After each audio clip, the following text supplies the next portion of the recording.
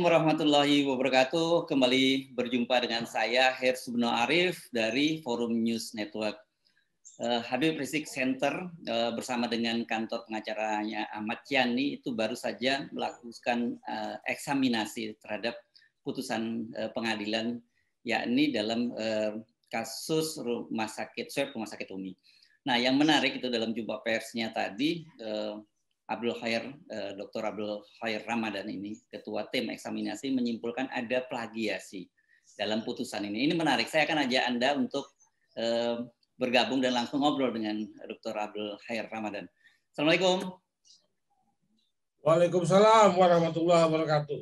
Ya, ini saya jadi agak bingung ini, kok ada muncul istilah plagiasi ini, kayak di kampus saja ini. Itu sebenarnya gimana duduk persoalannya ini, Bung Abdul Khair? Ya, begini. Kami, ya terutama saya, tiap hari saya melakukan penelitian kajian, bukan hanya terhadap kasus RSUMI, kasus apapun.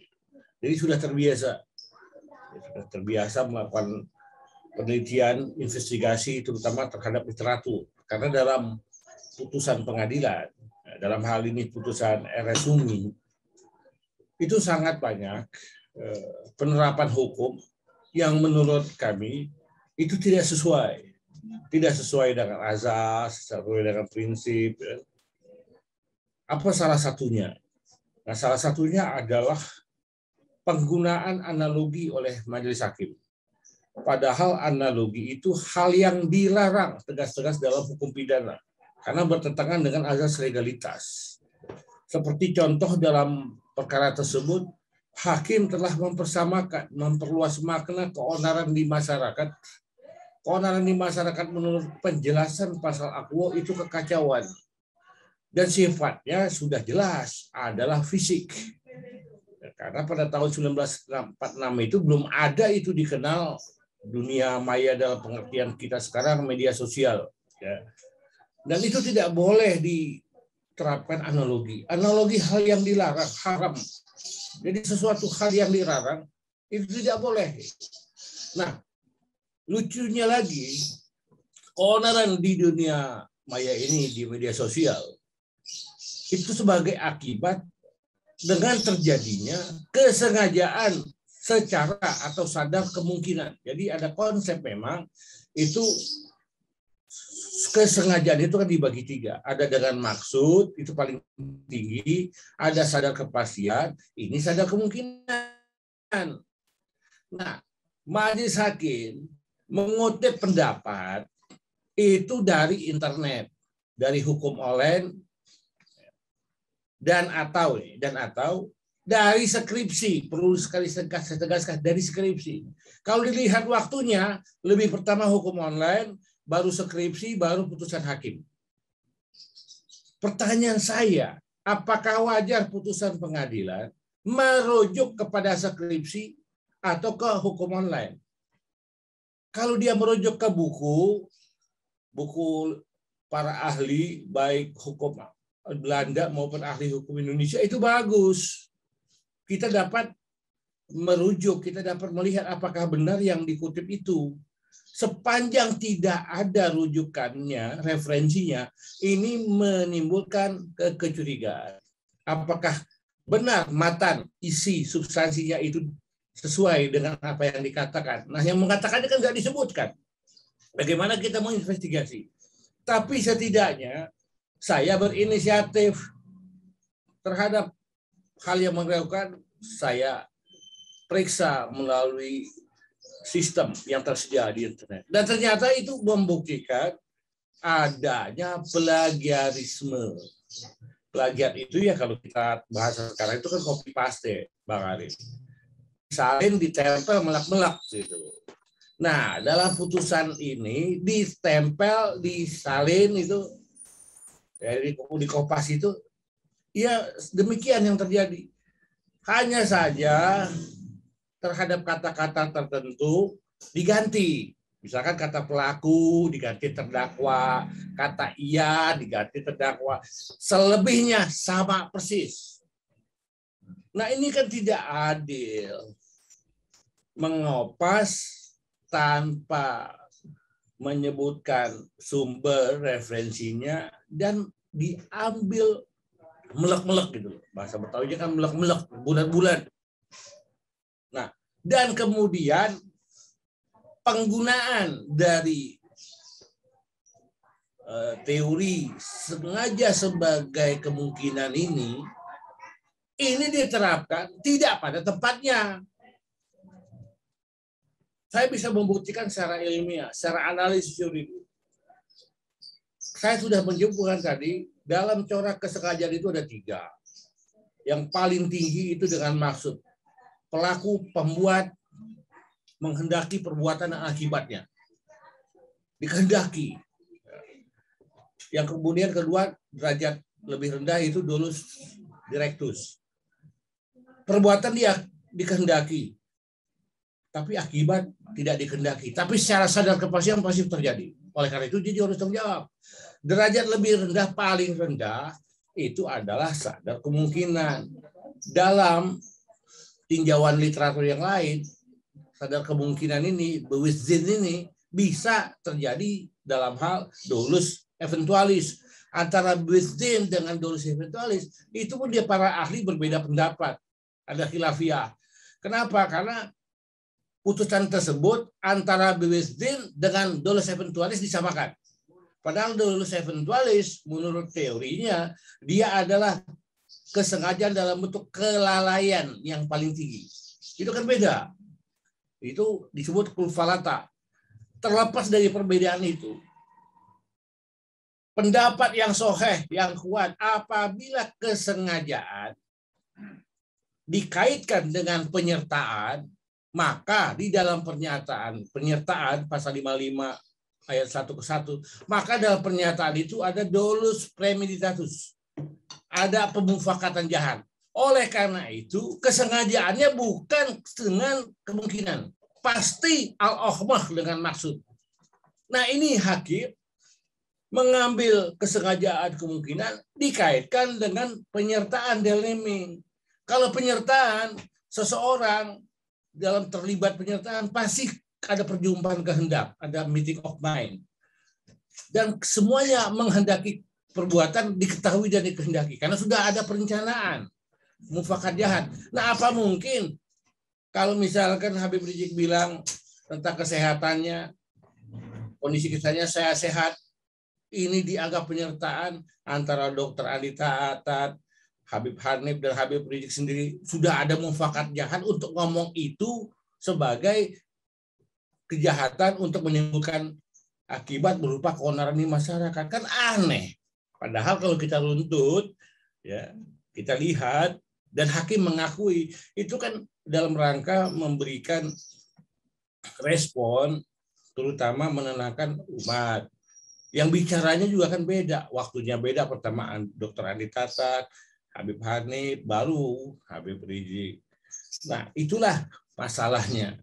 Diambil melek-melek itu uraian tentang sengaja dengan kemungkinan, kemudian dijadikan unsur pertimbangan, dan oleh karena itu disebutkan telah memenuhi unsur dengan sengaja menerbitkan keonaran di masyarakat. Ini kan membingungkan.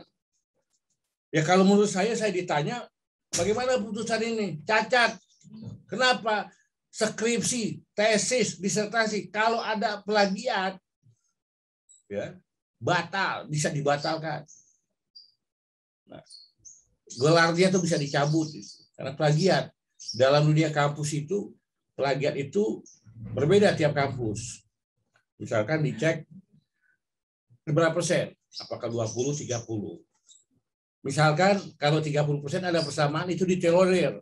Kalau 30% tidak boleh. Hakim itu 60% plagiatnya. 60% dan tidak menyebut 60%. Tidak menyebut sama sekali. Ya. Okay. Ya kalau di disertasi, di tesis, skripsi, ya walaupun ada persamaan pasti ada persamaan. Tapi kan disebut. Ada footnote-nya atau dalam kurung disebutkan misalkan Abdul Khair Ramadan ×2 tahun berapa 2012 halaman berapa, kita bisa cek Nah ini nggak ada. Oke. Gitu loh. Nah kalau plagiasi itu akan lebih pada moral saja ya, tidak ada implikasi apapun. Dalam kasus ini selain masalah moral, cacat moral, tapi ada implikasi, ada orang yang dihukum karena pendapat yang plagiasi tadi kan jadi masalahnya.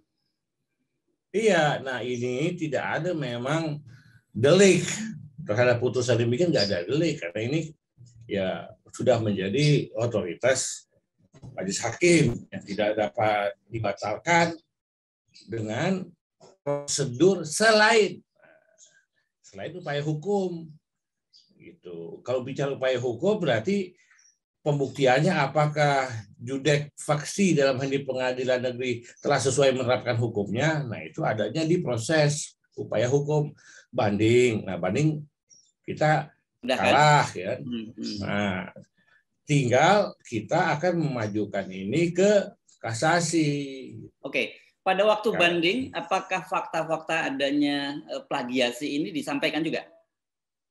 Belum disampaikan karena ini baru ditemukan ketika permohonan banding itu disampaikan. Setelah itu baru kita menemukan fakta adanya plagiasi. Ya, adakah presiden? Jadi kita akan pernah ada presiden nggak dalam hal semacam ini?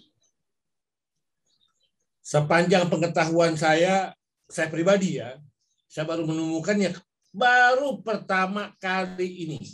Kali pertama saya menemukan adanya putusan yang mengandung plagiasi. Kalau saya pribadi baru kali ini saya menemukan. Oke, kan tadi menyebutnya Anda sebagai eksaminasi ya. Nah, apa sih konsekuensi? Yang biasanya ada pengadilan, kemudian ada eksaminasi para ahli memberikan pendapatnya. Nah, apa sih konsekuensi dari eksaminasi ini? Ya, eksaminasi itu kan pendekatannya sebenarnya pendekatan di luar sistem. Kita melakukan pengujian tentu dengan disertai dalil-dalil yang kuat. Jadi ada aspek ilmiahnya, ada analisis yuridisnya, ada pendekatan-pendekatan tertentu. Ya, baik secara itu normatif yuridis dalam eksaminasi. Nah, kita pelajari, kita bedah semua pemenuhan unsur. Apakah sudah sesuai, terutama dengan penerapan hukumnya, seperti tadi saya sebutkan, baik unsur barang siapa, unsur dengan sengaja, unsur akibat, unsur apakah ada kausalitas, ada pembuktian hubungan sebab akibat, dan bagaimana itu dapat dijelaskan, diuraikan dalam pertimbangan hukum dari pengadilan, itu semua kita kaji. Nah, dan kami telah menyampaikan itu ke masyarakat, ke publik secara bertahap. Apalagi di media sosial, tidak mungkin semua yang banyak itu disampaikan. Jadi hanya bertahap, hanya per unsur. Nah, ketika saya pribadi sebagai ahli memberikan keterangan tertulis guna melengkapi memori banding, kita diserahkan oleh pengacara ke Pengadilan Tinggi, itu memang belum kita mengetahui adanya plagiasi. Tapi kajian sudah di berbagai tempat kita sudah menyampaikan hasil-hasil dari eksaminasi itu. Nah, memang tidak ada kekuatan hukum apapun, tidak menjadi hal yang mengikat bagi hakim, baik dalam hal ini hakim banding maupun hakim kasasi, itu ya ada suatu hal yang sifatnya dia memiliki kewenangan tersendiri. Kita tidak dapat memaksakan bahwa hasil eksaminasi kita ini benar, mengikat, tidak.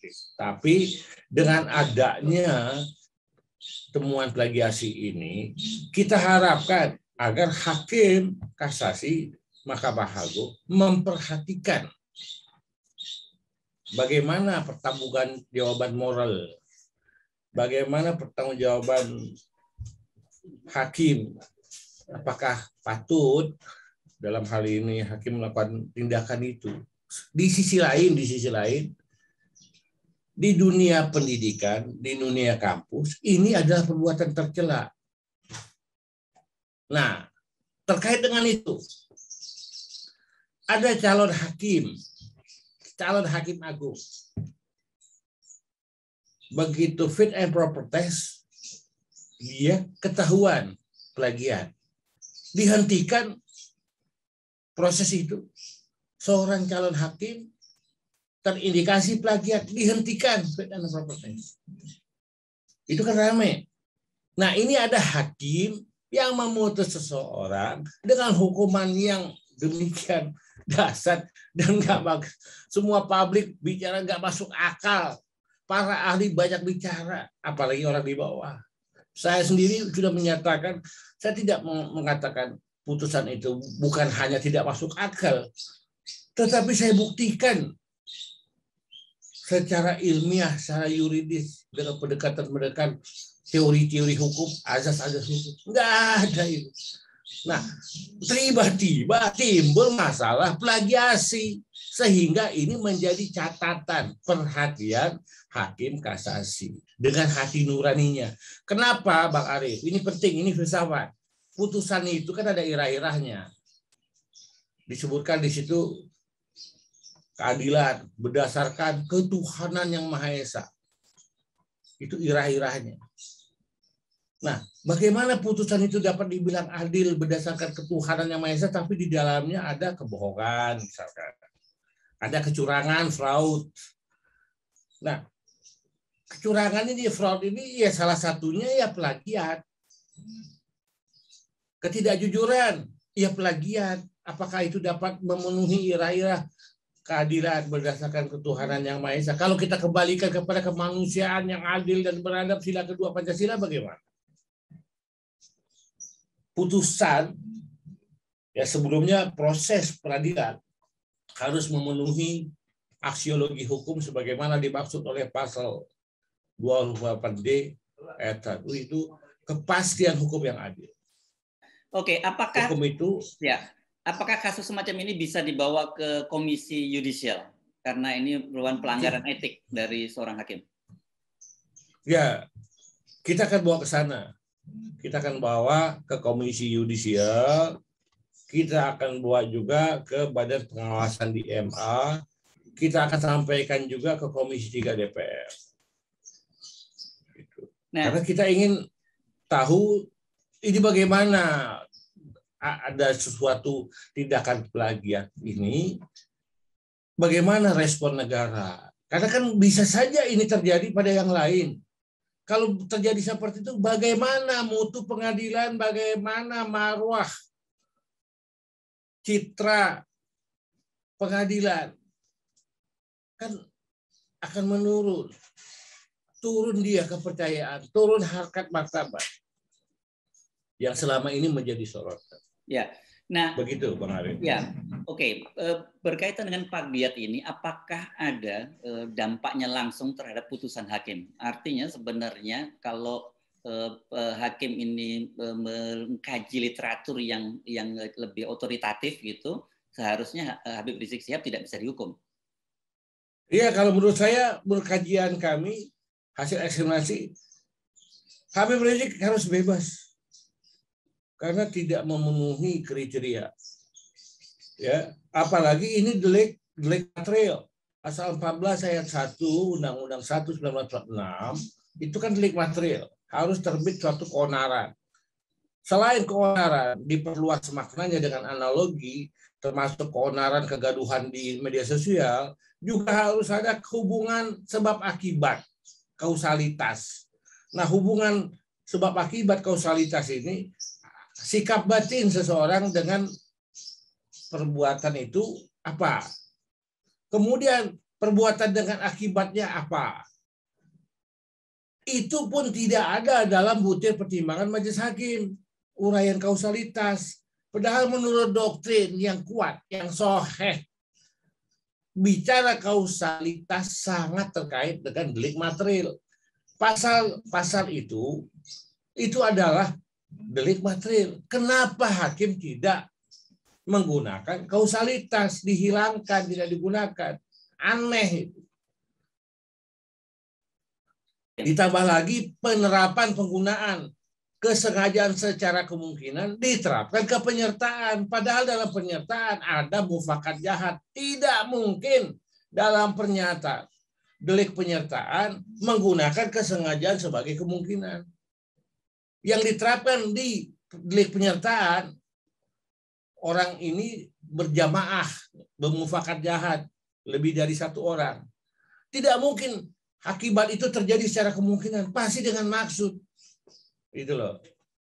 Nah, apakah dugaan ini kenapa kemudian hakim melakukan plagiasi ini karena ada semacam katakanlah tekanan terhadap hakim karena sudah ditargetkan harus menghukum Habib Rizik Syihab, sehingga ketika dia tidak menemukan itu dalam buku-buku teks yang otoritatif, kemudian dia mencari teks yang lain gitu yang bisa mendukung dari keputusan hakim itu. Nah, itu masalahnya. Apakah karena hal itu kemudian hakim mengambil dalil yang tidak otoritatif ya. Tapi masalahnya dalam hasil plagiat itu ada kata-kata, ada kalimat yang membingungkan.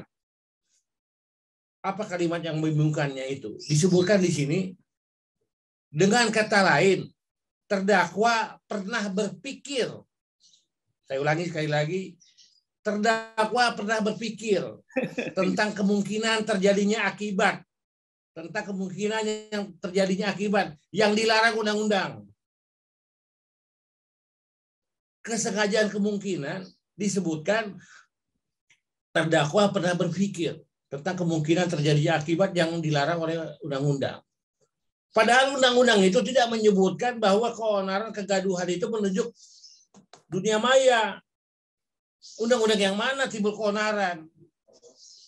Ya kan? Undang-Undang 196 itu keonaran di kalangan rakyat nyata. Disebutkan di dalam pertimbangan hukum oleh majelis hakim, terdakwa pernah berpikir tentang kemungkinan terjadinya akibat yang dilarang undang-undang.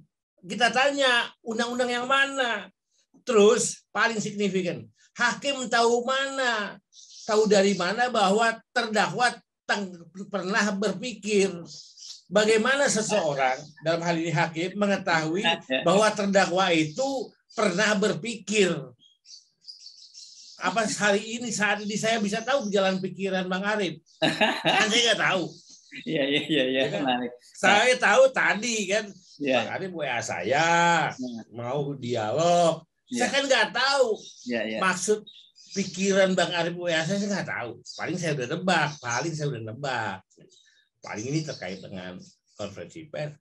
Tapi selebihnya kan saya nggak tahu.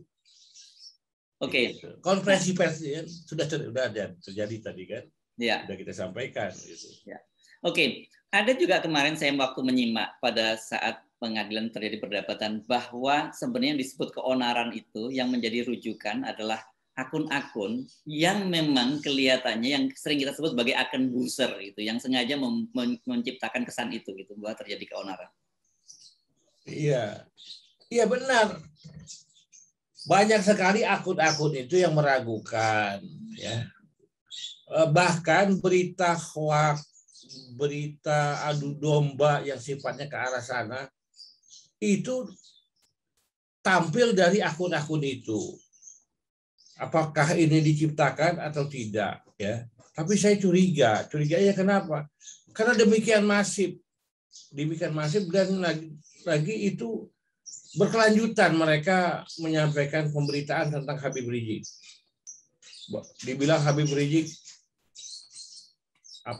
digotong pakai keranda lah, mau ditangkap lah. Nah itu kan memicu. Justru keonaran awalnya tuh ada di situ. Kalau mau bicara keonaran yang dipersepsikan sebagai keonaran di dunia maya dalam hal media sosial. Nah, karena banyaknya pemberitaan yang merugikan Habib Rizik, guna merespon, menetralisir, mengklarifikasi, Dr. Adi Taat menyebutkan kondisi Habib Rizik baik, ya, dan masih terus beredar berkembang pemberitaan yang negatif tentang Habib Rizik. Habib Hanif kembali menyampaikan. Terakhir Habib Rizik. Ketika Habib Rizik, barulah selebihnya itu jadi masalah bahwa Habib Rizik bersama-sama dengan Dr. Andi Tatat dan Habib Hanif telah melakukan delik dalam hal ini berita bohong. Nah, kalau kita lihat kan ini channel YouTube Zona Politik ya. Ini ekstrim. Saya sudah periksa ini channel ini. Itu judulnya itu ratusan orang bawa keranda Rizik Syihab. Ada lagi di portal FIFA. Nah, portal FIFA ini ternyata dia mengklarifikasi berita dari akun Facebook Utomo Mulyono. Dia mengunggah gambar tangkapan layar dalam sebuah ambulan foto Habib Rizik sedang berbaring. Itu narasinya sangat sangat menggoncangkan hati penduduk. Kalau bahasa undang-undang itu menggoncangkan hati penduduk. Sehingga membuat resah. Nah, justru mereka yang kena ini.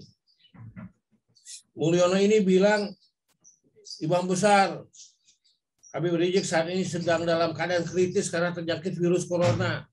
Nah, ini kan perlu diklarifikasi. Jadi saya rasa channel YouTube terutama ya, channel YouTube Zona Politik ini ya dibuzzer ini. Sehingga dia terus memancing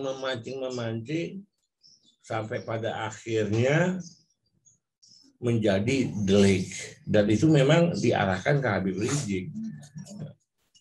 Sangat sering dan sangat banyak ke arah ulama, terutama Habib Rizik. Zona Politik, salah satu channel YouTube yang saya tengarai ini adalah buzzer. Sekarang Bang Abdul Khair, jadi target dari eksaminasi dan jumpa pers atau pengumuman kepada publik adanya plagiasi dari hakim ini apa? Ya, kita ingin menyampaikan kepada pihak-pihak terkait dan akan kita tindak lanjuti. Kita akan mengadukan persoalan ini ke lembaga yang saya sebutkan tadi. Komisi Judisial, Badan Pengawasan di Mahkamah Agung, dan Komisi 3 DPR. Hanya kewajiban itu yang kita miliki. Karena saya pribadi, ini ada kewajiban moral akademik bagi saya. Saya sebagai peneliti. Ya. Walaupun dalam hal ini meneliti perkara Habib Rizik oleh karena saya sebagai Direktur Health Center. Ya. Tapi di sisi lain, ini ada kewajiban moral saya sebagai akademisi. Saya sebagai akademisi. Tapi saya menempatkan diri secara objektif. Walaupun saya Direktur Habib Rizik Center selaku Ketua Eksaminasi. Tapi saya tetap objektif. Ya, gitu. Jadi artinya Anda siap ya kalau ada pakar hukum lain yang coba melakukan eksaminasi terhadap eksaminasi Anda gitu kira-kira. Oh silakan, itu bagus, silakan. Ya. Diadu. Ya. Antara eksaminasi A dengan eksaminasi B itu bagus. Disitulah akan membangun hasadah keilmuan. Tinggal publik yang menilai. Ya kan? Kembalinya kan ke publik. Ya. Baik. Oke, terima kasih Dr. Abdul Khair Ramadan, Direktur Habib Rizik Center. Assalamualaikum warahmatullahi wabarakatuh. Waalaikumsalam warahmatullahi wabarakatuh.